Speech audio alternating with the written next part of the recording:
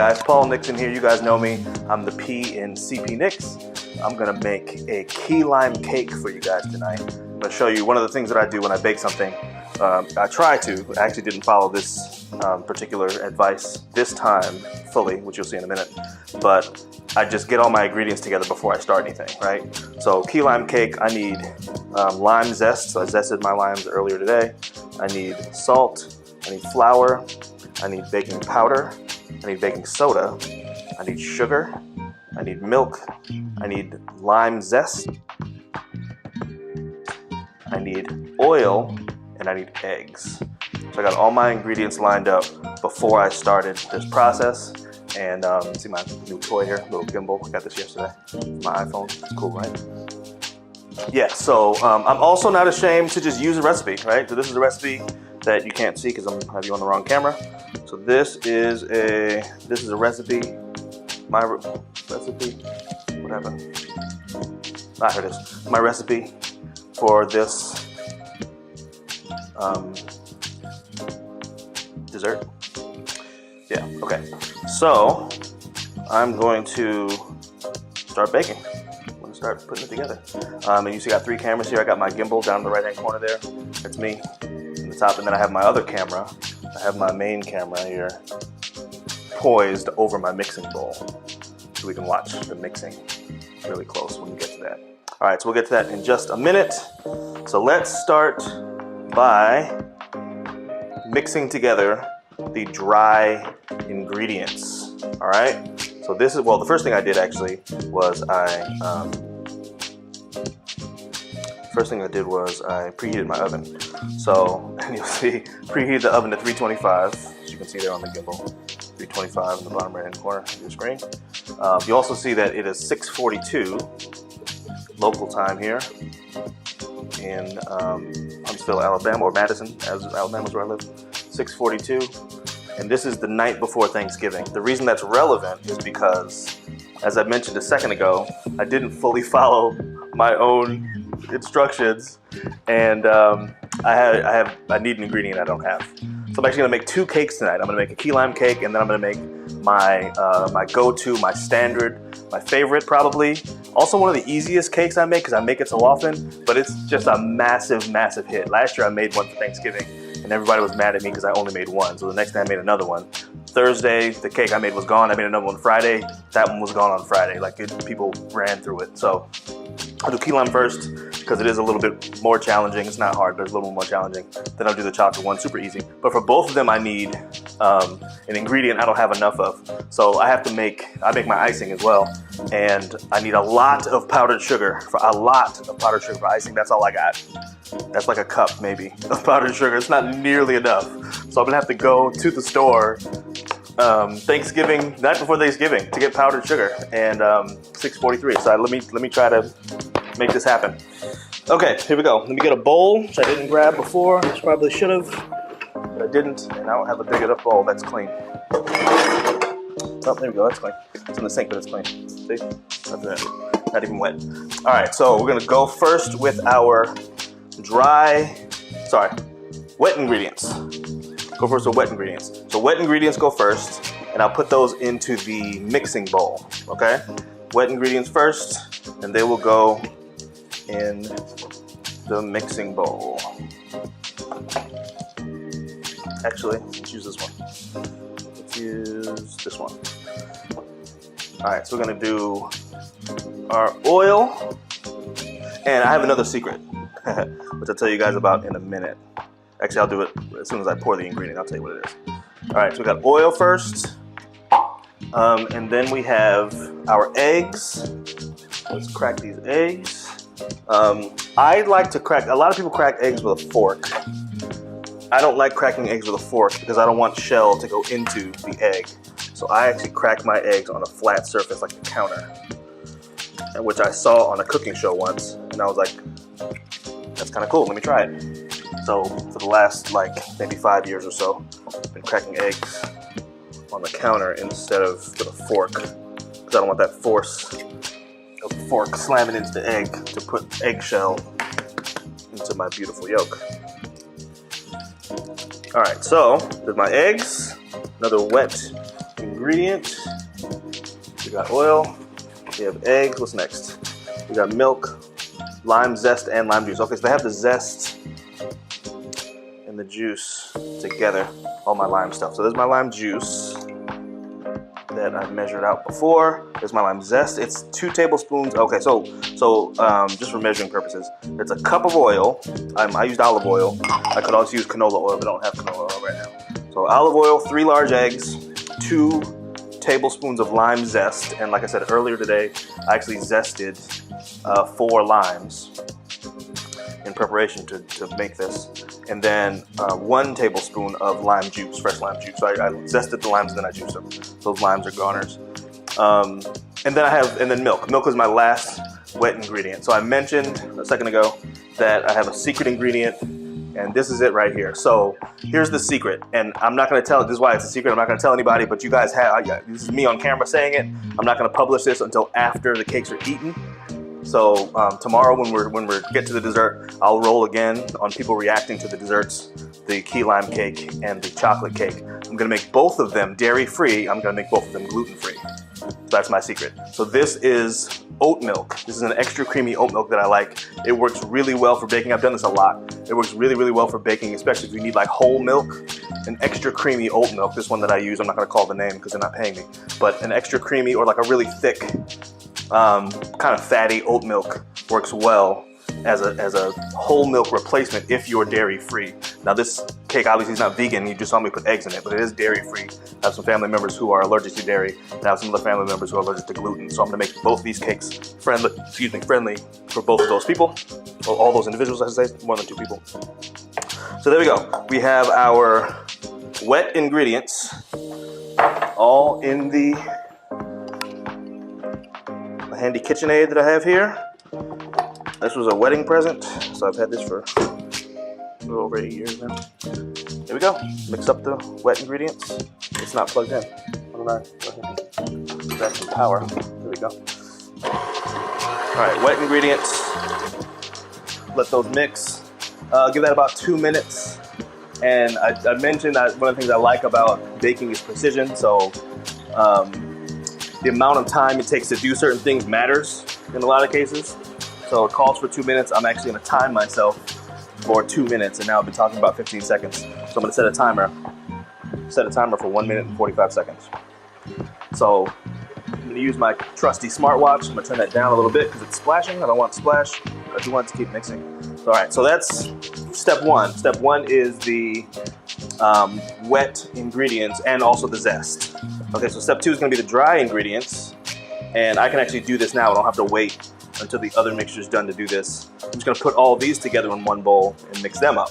So here is my secret ingredient, my gluten-free flour. Here is my sugar, 2 cups of flour, 2 cups of sugar. All right there. I have 1 teaspoon of baking soda, 2 teaspoons of baking powder, and 1 teaspoon of salt.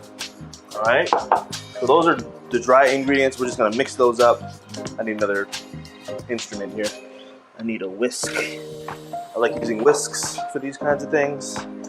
Dry ingredient, whisk, whisk, whisk, whisk. Mix those up together.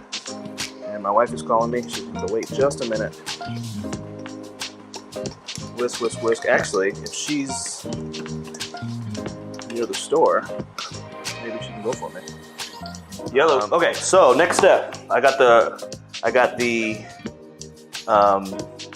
wet ingredients ready, all mixed up together.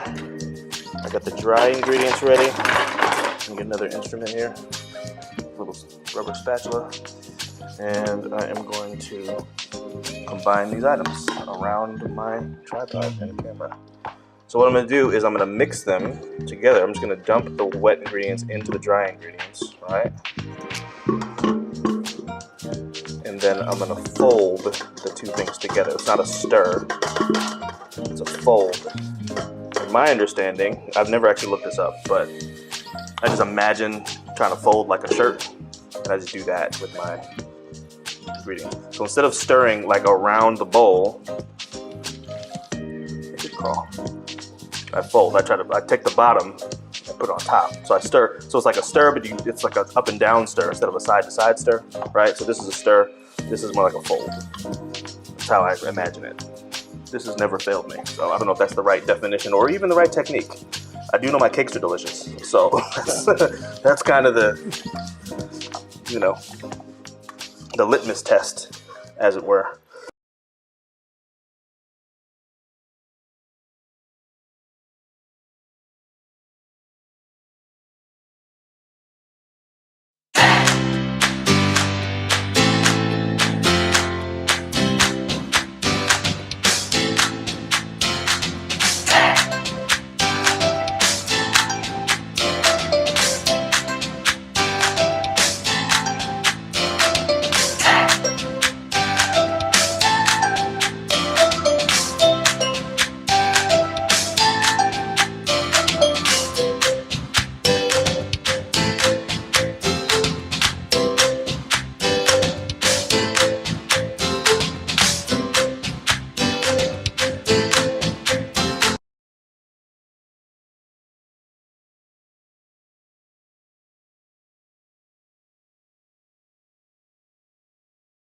My next step is to prepare my baking pans. I have 3 of them here.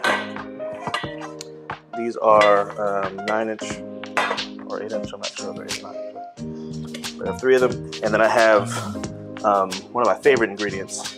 It's Perfect Release baking spray. The name is not incorrect. I never have a problem with the stuff sticking to the pan when I use this stuff. This stuff is amazing. You might be like, oh no, he ran out of that too. That's true, but I have a backup, which I knew I did. If I did not buy any, get my next can here. Ooh, it's my last can. It's good to know. Put Perfect Release on my shopping list. That's how I keep up with my staples. I don't wait till I'm running out. I mean, I don't wait till I'm out. I wait till I'm running out. So like if I have 2 cans of something, and I keep 2 cans of something, like if I have 2 bottles of ketchup or something, when I open the last bottle, I buy another one. And I'll probably buy 2 more. So tonight when I go to the store to get more powdered sugar, I'm gonna pick up some of this too. If they're on sale, I'll get a few of them. All right, so we have our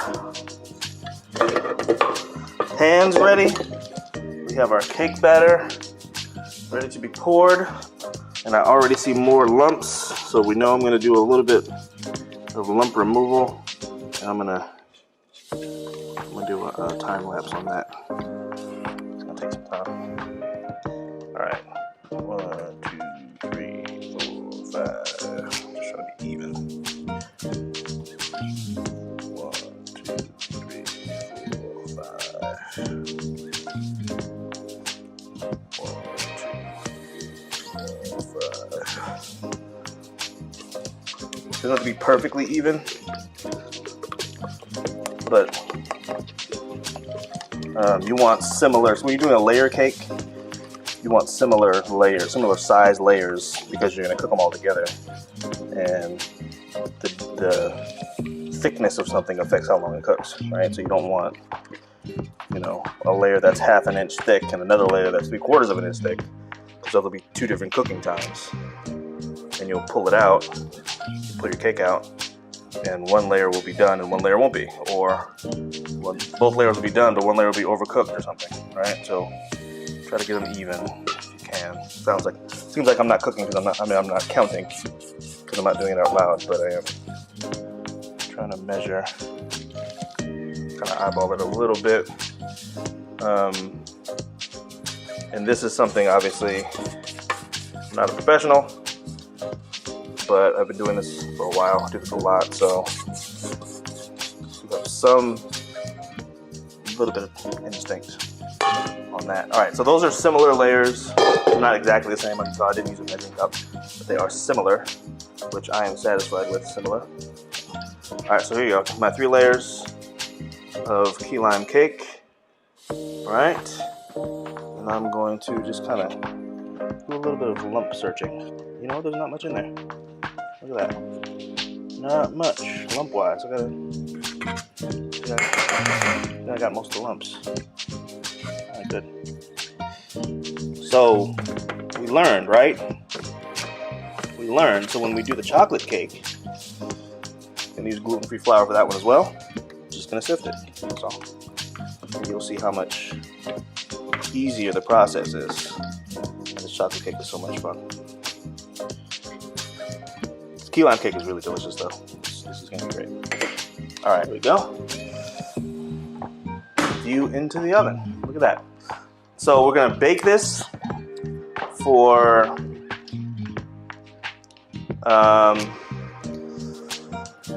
let's give it about 20 minutes, and then I'll check it. Let's see where we are.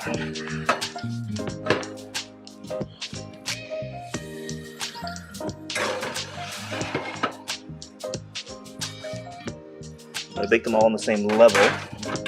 We want them all at the same distance from the heat. Right? Evenness matters. There we go. 20 minutes. Set a 20-minute timer.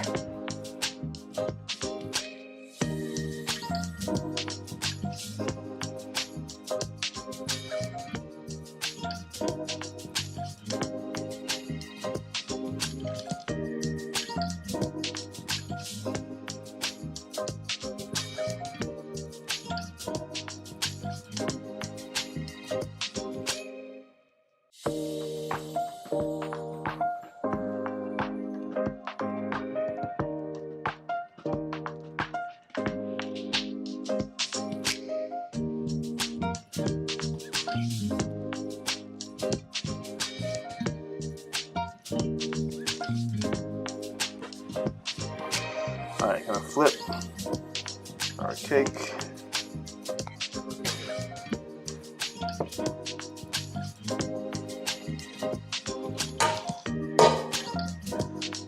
I've said before, told you before, that I've never had a problem with releasing cake using that perfect release product I mentioned. Here's my pan. Here's my first layer.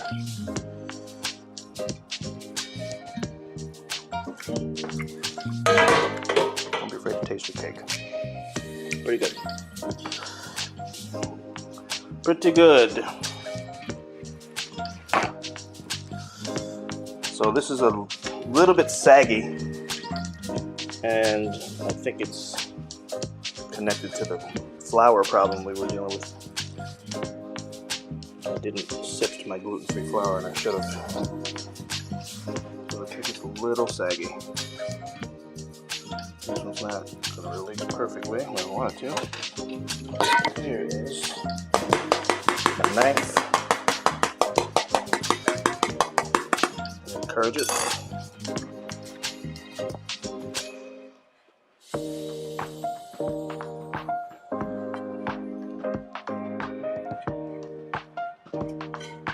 Ooh, that's not good.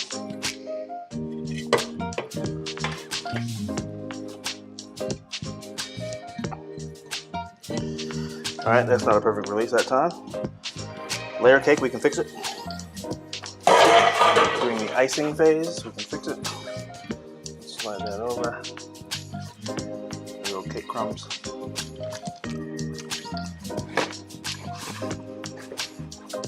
Not bad.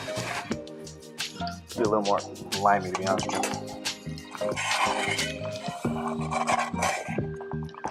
A little more limey. So here's what I'm gonna do with this last layer. I saw the second layer didn't perfectly release like I wanted it to. I'm gonna grab a spatula. This is way too high. There we go. Grab the spatula, zoom that out.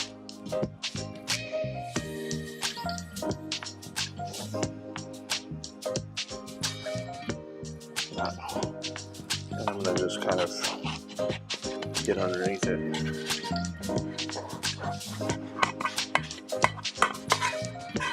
Make sure this lasts. This releases, which it will now.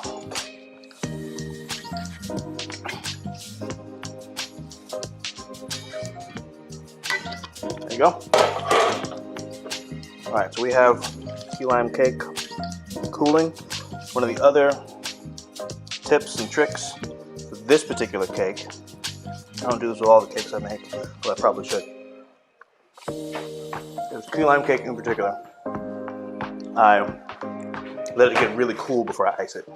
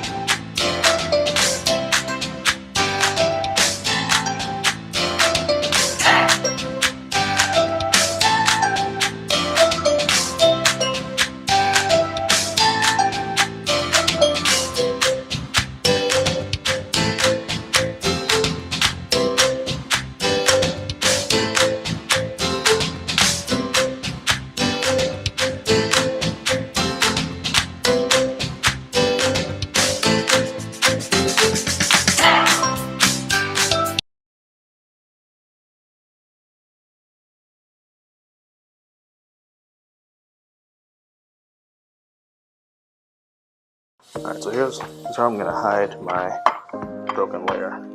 I have 3 layers here. I'm going to put the broken one in the middle. Actually, yeah, middle. I was going to say the bottom. Makes more sense, but the middle probably is better. Go with your gut saying middle. Let's deal with broken layers that often. Alright, so this first layer I'm going to put face down like this. And paper towel might have been a mistake. I didn't normally do that. Ooh, wow, definitely a mistake.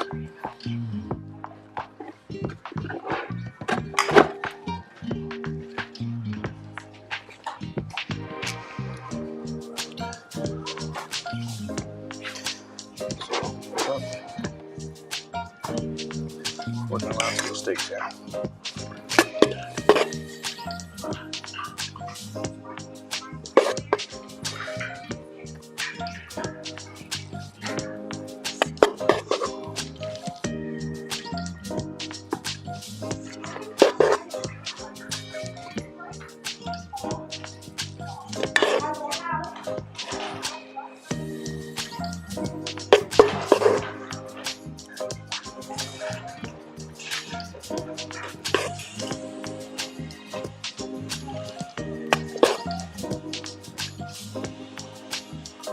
So I attribute all of this to the breaking. I attribute this to not sifting the flour. I thought there might be some texture issues later, because I didn't do that. Right, the paper towel was apparently a mistake too. This is easier than I anticipated. Alright. Let's get the broken layer.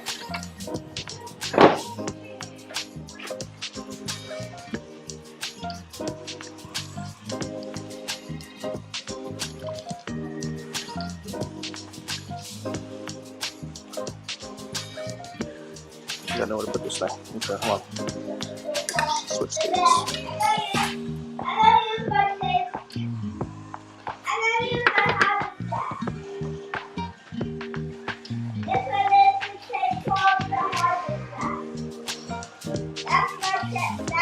Yes. Oh, really?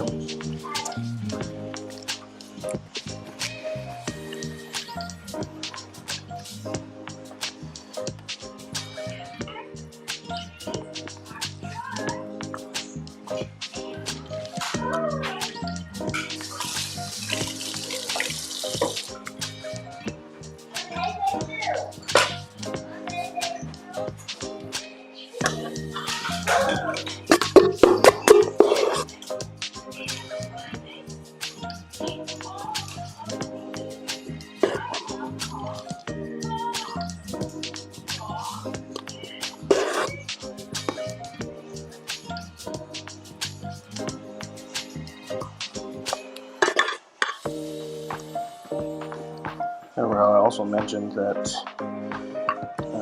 I'm not very good at presentation. You will see that I have no idea how to fix this. I'm just gonna ice it. I'm gonna be like, hey, tomorrow I'm gonna be like, it's not pretty, but it tastes good.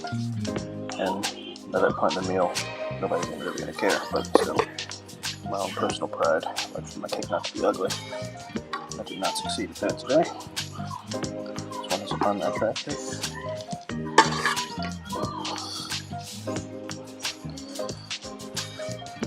Those have a ton of icing.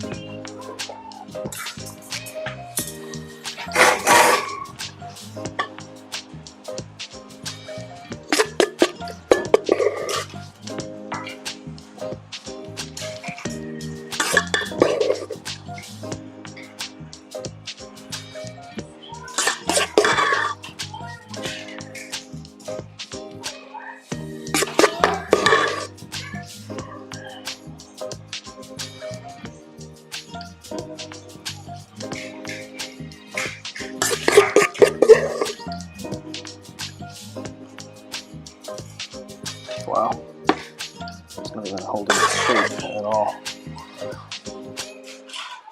Not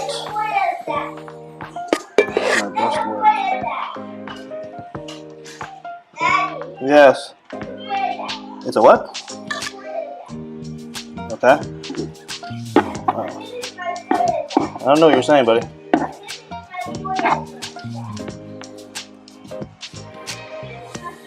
Wow, Claire. This thing is hideous. This cake. Which one you got? Key lime. Why is it hideous? It's unattractive. You put the thing on pizza? The blade? No, What happened? I'm not. So I don't know. So I used gluten-free flour, and I didn't sift it. I should have. I think that's it. It's not even really holding its shape. Oh, really? This looks like a smash burger. It looks like a snack. Yeah. What I could do is make it like a dump cake kind of thing. And bring like a bowl of cake that you scoop instead of a cake that you slice. The key lime dumpling. Yeah. And then all you have to do is just say that. And then your other cake is going to be regular cake, right? It's chocolate cake. It's over there. Right, so you made 2 varieties of cake. One regular Look at and one that. dump What do cake. you mean? Did you taste any of this stuff before you? Yeah. It tastes fine. Okay, so then. That's hideous. Look at that. Unattractive. We're gonna make it a dump cake. Yes. You did what? You cut it? So this is my monstrosity. Yeah. It's called a key lime dump cake. This is a key lime, about to be a key lime It's gonna dump look cake. amazing in a bowl with a spoon. And what I'll do is, literally, I'll just cut it up. It's a good first video because it's a failure. And I'm calling this Amateur Cooking Chronicles to be like, sometimes it doesn't go right. It's not about failure, it's about pivoting. You gotta pivot. That's what it is. That's the lesson. That's the lesson. Hey, Yeah. that's the lesson, guys. Pivot and make it a dump cake. You And gotta what pivot. you need to do tomorrow, Paul, is you need to record them, their reactions of eating it. I'm planning to. That's what I'm saying. I'm planning to record them. Yeah. All right. So let me destroy this. I'm gonna transform it.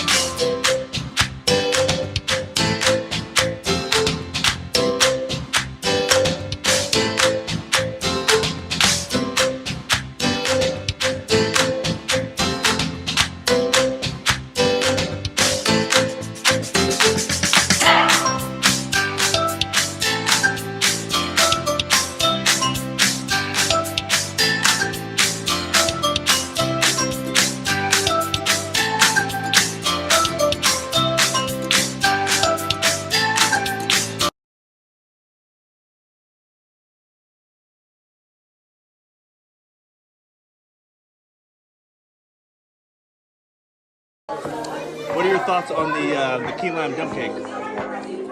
You know what? It's fantastic. It's moist and delicious. It's got that key lime flavor. It's not overpowering. You know, sometimes like lemon and lime things, I'm not a big fan of because sometimes it's like either too overpoweringly lemon or lime or too sweet to counteract that. This is a nice combination of sweets and the key lime flavor. It's wonderful. And moist. Fantastic. What are your thoughts? The dump cake is amazing. I will kill you. You're actually only remaining alive to finish this video, and then you're dead. I've never talked to you again in my entire life. Oh, It's all there. Hey, look, it's kicking. It's moving. Kick it. Feel it. Oh, wow. Yeah. That's impressive. Yeah. I named mine soon.